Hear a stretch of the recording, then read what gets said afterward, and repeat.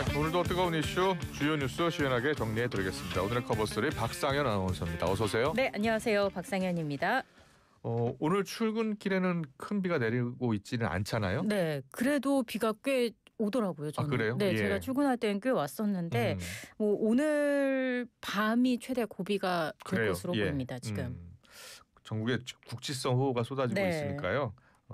일단은 대비를 하셔야 될 것 같고요. 그렇죠. 그리고 청취자분들 꼭 알려드려야 할. 예. 왜 갑자기 뜸을 들이시나 했습니다. 청취율 조사 기간 이제 거의 막바지에 다다르고 있습니다. 다음 네. 주 월요일까지 진행이 되는데요. 02-2000번대로 걸려오는 전화 꼭 받아주시기 바랍니다. 받아서 YTN 라디오 뉴스파이팅 김영수입니다. 잘 듣고 있다 말씀해 주시면 정말 감사하겠습니다. 네, 조사 기간이 다음 주 월요일까지입니다. 맞습니다. 참여하시고 인증 문자 저희에게 보내주세요. 샵 0945번입니다. 짧은 문자 50원, 긴 문자 100원의 정보 이용료가 드는 샵 0945번, 우물정 0945번으로 인증 문자 보내주시면요. 추첨을 통해서 저희가 일괄적으로 커피 쿠폰도 보내드리겠습니다. 조사 기간 이후에 한 번에 발송이 됩니다. 많은 참여 기다리고 있겠습니다. 네, 내일까지 전국에 국지성 호우가 내립니다. 오늘 네. 밤이 최대 고비가 될 것으로 보이죠. 그렇습니다. 일단 어제 광주에 400mm가 넘는 비가 쏟아졌습니다. 1강수 기준으로 역대 가장 많은 양이라고 하고요. 기상 관측을 시작한 1939년 이후 86년 만에 최다 호우 기록입니다. 이 밖에 어제 홍성과 서청주, 천안, 서산 등에서도 각 지역에서 1강수량이 역대 최고값을 기록했어요. 1시간 내린 비의 양도 어제 새벽 사이에 서산에서 114.9mm가 기록됐고요. 전남 지역에서는 나주에서 90mm 이상, 광주에서는 시간당 80mm의 물폭탄이 쏟아졌습니다. 전남 해안에 영향을 주던 강한 비구름이 지금은 해상으로 빠져나가서 강한 비는 주춤하는 모습인데 그래요. 예. 오히려 지금은 서울 경기 지역으로 다시 긴 비구름띠가 형성이 되면서 비가 강해지고 있습니다. 예. 기상청은 북태평양 고기압이 확장하면서 중부지방은 다시 정체전선이 만들어지고 예. 남부지방은 대기 불안정으로 인한 강한 비구름이 형성될 것으로 예상했습니다. 네, 기상청도 정확하게 어느 지역에서 많은 비가 내릴 것이다라고 예상하기가 어려울 정도로 그렇죠. 국지성 호우가 쏟아지고 있는 네. 겁니다. 전국 곳곳에서 다 대비를 해야 될 것 같습니다. 맞습니다. 이번 비가 네. 얼마 정도 더 내릴 것 같아요? 일단 시간당 최고 80mm 이상의 극한 호우가 남부지방에 예상이 되고 있고요. 예. 최고 300mm 이상의 폭우가 쏟아질 것으로 보입니다. 중부지방에도 시간당 30에서 50mm의 강한 비가 내리고 충남에서도 많은 곳은 최고 200mm 이상의 호우가 예상됩니다. 수도권은 경기 남부에 최고 150mm, 서울 등 그 밖의 지방에는 30에서 100mm의 비가 내린다고 하고요. 그래서 오늘 밤 사이가 이번 비의 최대 고비라고 보시면 될 것 같습니다. 피해가 없도록 각별히 주의를 하시기 바랍니다. 네, 계속해서 윤석열 전 대통령 구속 적부심 신문에 직접 출석한다고 해요? 네, 그렇습니다. 오늘 오전 10시 15분으로 예정이 돼 있죠. 예. 특검 조사에 이어서 내란 우두머리 혐의 재판에도 연달아 불출석했었는데 그렇죠. 예. 구속 적부심 신문에는 출석을 한다고 합니다. 예. 윤 전 대통령 측은 실체적 혐의에 대한 다툼과는 별개로 지금 심각하게 악화한 건강 상태를 재판부에 직접 호소하고자 하는 불가피한 결정이라고 YTN에 설명을 했습니다. 예. 지금 윤 전 대통령이 약 1.5평 남짓한 공간에서 대부분 시간을 누워서 지내고 기력 저하로 인해서 식사와 운동이 모두 어려운 상태라고 설명을 했습니다. 예. 또 당뇨약을 복용하는데도 혈당 수치가 230에서 240대를 유지하고 있고 한 7, 80m를 걷는 것만으로도 숨이 찰 정도로 신체 전반에 심각한 이상이 나타나고 있다고 얘기를 했습니다. 그러면서 형사재판이나 특검 소환조사 출석이 사실상 불가능한 상황이기 때문에 사법 절차에 성실히 협력하고자 구속 적부심을 청구한 거라고 밝혔습니다. 이게 정치적 목적이나 메시지를 전달하기 위한 그런 자리가 아니고 예. 구속이 계속될 경우에 회복이 어려운 건강 악화를 방지하고자 하는 간절한 요청이다. 이렇게 강조를 했습니다. 예. 지금 윤 전 대통령이 이 가족 변호인회의 접견 금지 지위를 받고 있는데 네. 모스탄 전 대사에게 옥중 편지를 보냈다고요? 네, 모스탄 전 대사 같은 경우에는 이제 트럼프 일기 행정부에서 국무부 국제형사사법대사를 지냈고 예. 미국 리버티대 교수인데 21대 대선을 둘러싼 부정선거 등을 꾸준히 주장하고 있는 인물이에요. 예.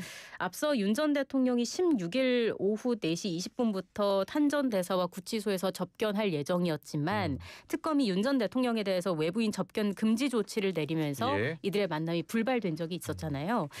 이런 가운데 윤 전 대통령 변호인단이 윤 전 대통령이 모스탄 교수에게 쓴 서신을 공개한 겁니다.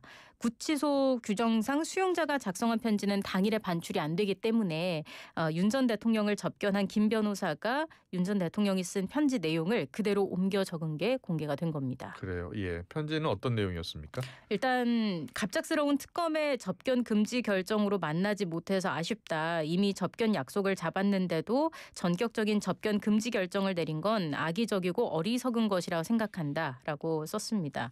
또 모스탄 교수와 미국 정부에 대해서 세상의 정의를 왜곡하는 이러한 세력 그리고 그들이 구축한 시스템과 대적하기 위해서 고군분투하고 있다고 추켜 세우면서 나의 대선 출마 선언과 대통령 취임사에도 이 같은 인식과 철학이 잘 드러나 있다라고 적었습니다. 편지 말미에는 하루하루의 일상과 상황이 힘들지만 늘 하나님께서 함께 하심을 믿는다면서 세상을 정의롭게 변화시키기 위해 싸우는 모든 동지들에게 우리 함께 격려와 안부를 전하자라는 내용이 담겼습니다. 이 편지는 윤 전 대통령이 탄 대사가 윤 전 대통령 변호인단의 김계리 변호사를 통해서 보내온 영문 편지에 답장을 한 성격이라고 하네요. 그래요. 예. 계속해서 국민의힘 소식인데요. 한국사 강사 전환길 씨가 네. 지난달에 국민의힘에 입당한 것으로 확인이 됐어요. 네, 좀 뒤늦게 알려진 사실이죠. 예, 예. 본명으로 입당 신청을 본명이 했었대요. 뭔데요? 전유관 씨라고 합니다. 예. 지난달 8일에 온라인으로 입당을 신청했고 이튿날에 입당 절차가 완료가 됐다는 거예요. 그래요? 그래서 예. 점점씩 국민의힘 사무총장은 전환길 씨가 입당한 게 6월 9일이다라고 밝히면서 예. 온라인 입당의 경우에는 중앙당 차원에서 사전에 확인할 방법이 없다고 설명을 했습니다. 예. 탄핵 반대 집회도 주도를 했었고요. 네. 예. 계엄도 옹호했었던 인물인데 네. 당에서는 어떤 비판이 나오고 있습니까? 일단 한동훈 전 대표는 부정선거 음모론과 윤어게인의 아이콘을 입당시키면 예. 국민이 어떻게 볼지 생각해봐야 한다라고 SNS에 적었고요. 김용태 전 비대위원장도 SNS에 글을 남겼습니다. 이게 6월 9일이면은 김용태 전 비대위원장이 비대위원장으로 있을 예, 때 예. 그 시기인 거잖아요. 그래서 전 씨가 본인이 비대위원장이었던 지난달에 입당을 했는데 만약에 알았더라면 김계리 씨처럼 당원 자격심사위원회를 열어서 입당을 막았을 거라고 강조를 했습니다. 그래요. 예. 그러면서 송은석 비대위원장도 당이 계엄에 찬성하거나 옹호한 적 없다고 밝힌 만큼 전 씨를 즉각 출당시켜야 한다면서 극단 세력과 절연하는 게 보수 재건의 시작이라고 덧붙였습니다. 예. 한편 윤희숙 혁신위원장은 전 씨의 입당에 대해서 막을 수는 없을 거라면서 그런데 개인의 목소리를 크게 증폭하는 건 정치인의 몫이라고 강조했습니다. 그런 정치인들의 행위가 우리 당을 점점 더 위태롭게 만든다는 게 걱정하는 부분이라고 설명을 했습니다. 그래요. 예. 그 윤희숙 혁신위원장은 지금 혁신안을 내놓은 상태고 네.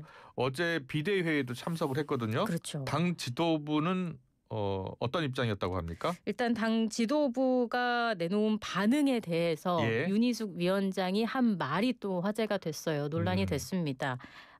다구리라는 표현을 썼어요. 이게 은어거든요. 예. 그러니까 몰매를 맞았다 정도로 순화를 할 수 있을 것 같아요. 비대위에서 본인이 몰매를 맞았다는 거예요? 그렇죠. 그래서 윤희숙 위원장이 그 비대위 회의 이후에 그런 격한 감정을 쏟아내면서 예. 얘기를 한 건데 지금 우리 당에 책임지는 분이 없다라는 것이 국민들 눈에는 너무나 답답해 보인다라는 그래요. 얘기를 예. 하면서 이런 표현을 쓴 겁니다. 혁신위원들과 협의 없이 인적 쇄신 대상 4명을 지목한 걸 두고 비대위원들의 지적이 있다는 데 대해서 예. 불편한 심기를 적나라하게 드러낸 건데요.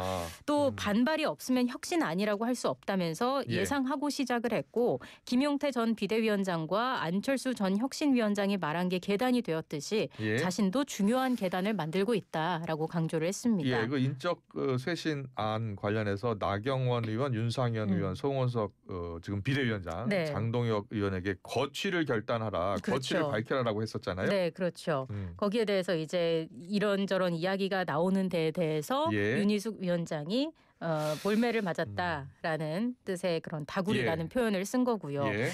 이렇게 얘기를 하니까 박성훈 수석 대변인이 윤 위원장의 반응을 좀 지적을 하기도 했습니다. 윤 위원장이 발표했던 이른바 그 나, 윤, 장, 송 거취 요구를 개인 자격으로 언급한 거를 지적을 했는데 다구리라고 표현한 거는 도가 지나쳤다라고 또 지적을 한 겁니다. 그래요. 그 비대위 입장이 되겠죠. 네.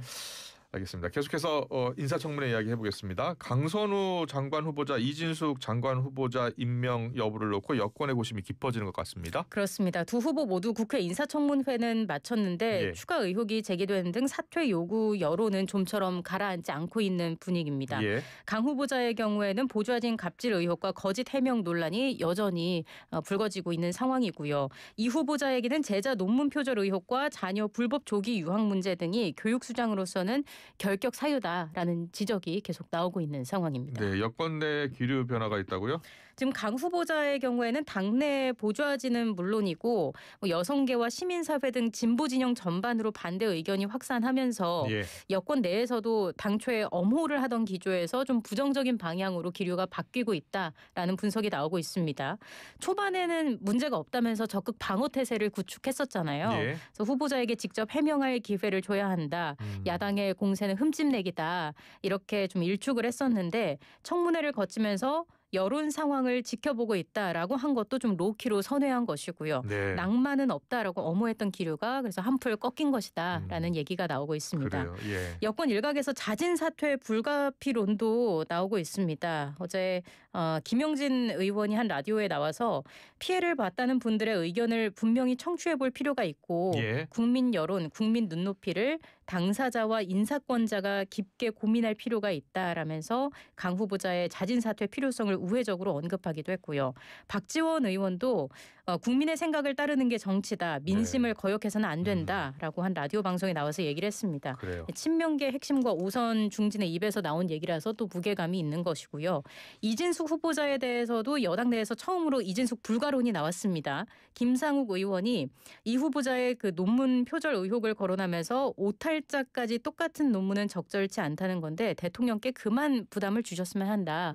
자진 사퇴가 맞다라고 한 라디오 방송에 나와서 이야기를 했습니다. 네, 국민의힘은 계속해서 이 즉각 사퇴를 요구하고 있는 거고요. 그렇습니다. 김정재 정책위의장 같은 경우에는 자성의 목소리가 민주당 내에서도 들려오고 있고 내부 고발도 이어지고 있다. 더 이상 국민의 인내심을 시험하지 말고 즉각 사퇴하라. 이렇게 목소리를 높였습니다. 네, 일단 대통령실의 입장은 어떻게 나오고 있습니까? 변화가 없다고 밝히고 있습니다. 어제 브리핑을 통해서 강유정 대변인은 두 후보자에 대한 대통령실 기류가 바뀌고 있다는 언론 보도를 부인했습니다. 아직 특별한 기류 변화가 없다고 얘기를 했고 지금은 인사청문 과정 중으로 모든 과정을 다 살펴보고 나서 인사권으로 답을 할 것이다 라고 얘기를 했습니다. 결국에는 임명권자인 이재명 대통령의 결심에 관심이 쏠릴 수밖에 없는 상황인데요. 우상호 정무수석은 현재 대통령실은 아직 다른 장관 후보자들의 청문회가 진행되는 점을 고려해서 청문회가 다 마무리되는 오늘 이후에 전체적인 상황을 종합 보고할 거라고 밝혔습니다. 이 보고 결과를 토대로 여론 추이를 종합적으로 보면서 이 대통령이 임명 여부를 최종 판단할 것으로 보이고요. 판단은 국회 인사청문 일정이 모두 종료되는 오늘 이후 이르면 주말쯤에 나올 것으로 예상되고 있습니다. 네, 오늘의 커버스토리 여기까지 듣겠습니다. 박상현 아나운서였습니다. 고맙습니다. 수고하셨습니다. 울림이 계속되는 모든 것들을 우리는 명작이라고 부른다. 지금도 시간이 지나도 메르세데스 벤츠 S클래스 지금 가까운 전시장에서 모든 인쇄 가능한 성원 에드피아 온라인 주문 간편한 성원 에드피아 누구든지 어디서나 쉽고 빠르게 인쇄의 유토피아 성원 에드피아 여름에는 부채 판촉물. 다양한 부채 역시 성원 에드피아. 자연을 담아